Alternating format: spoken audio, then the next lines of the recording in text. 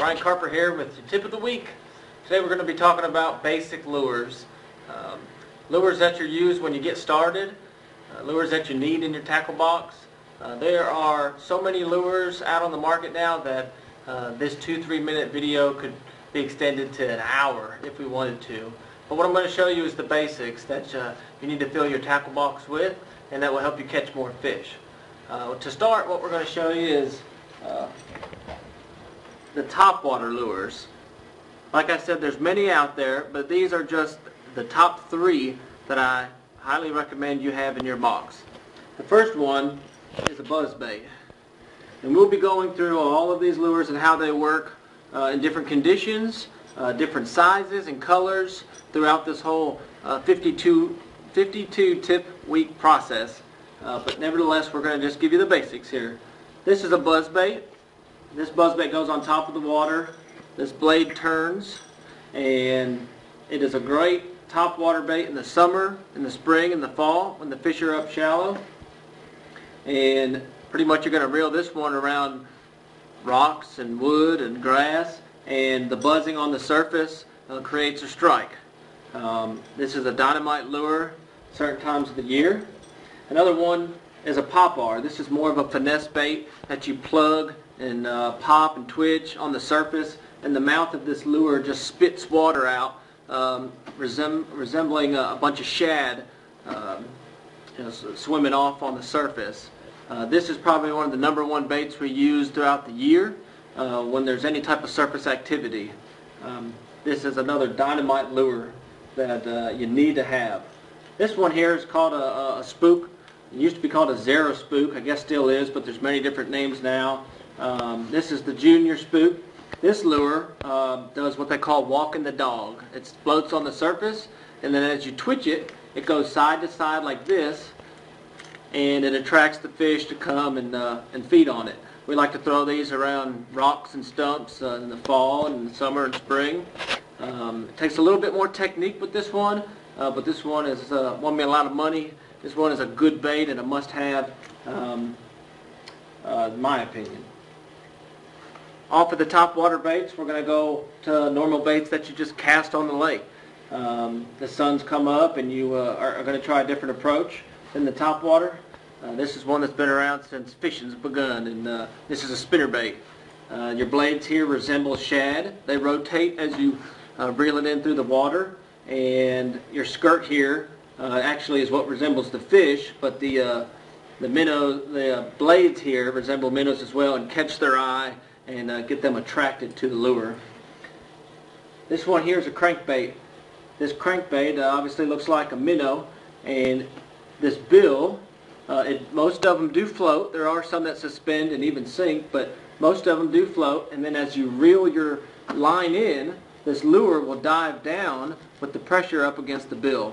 There's small bills and big bills. That will determine if it runs 2 to 3 feet down or 15 to 20 feet down.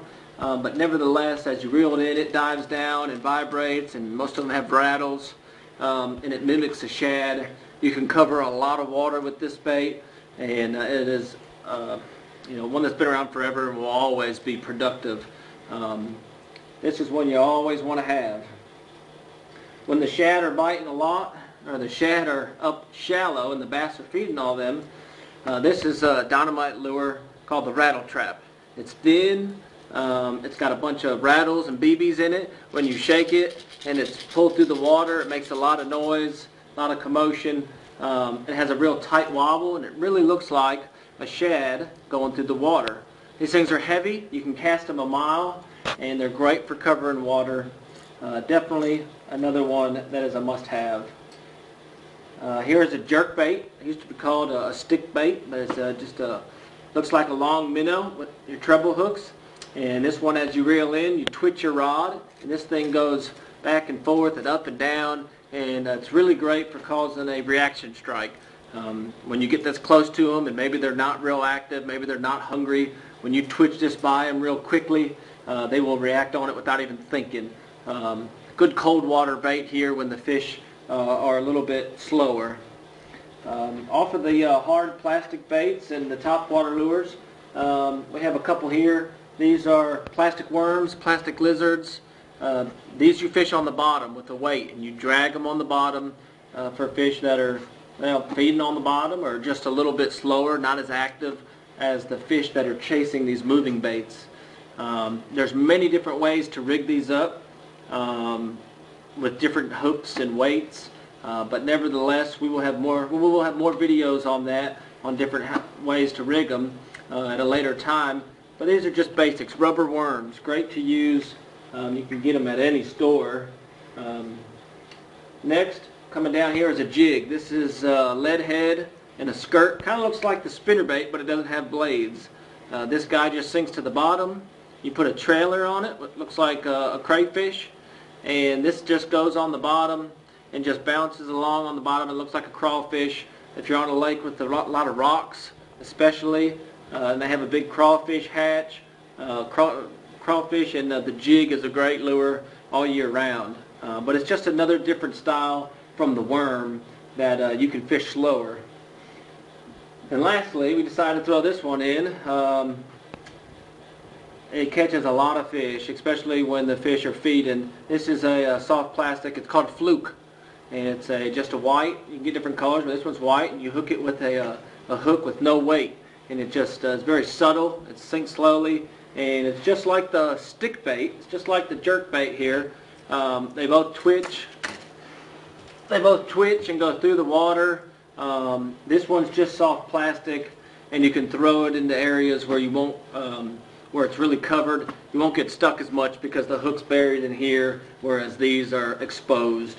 But this is a great one for any body of water, ponds especially. Like I said, there are a variety, tons and tons of different types of lures. We will go into other ones that are very productive as well, but these are the basics. If you're getting into fishing, if you've only tried some of them and want to try other ones, this is what you want to try. This is what you want to look for. And we will go into more how and when and where certain ones are better than others.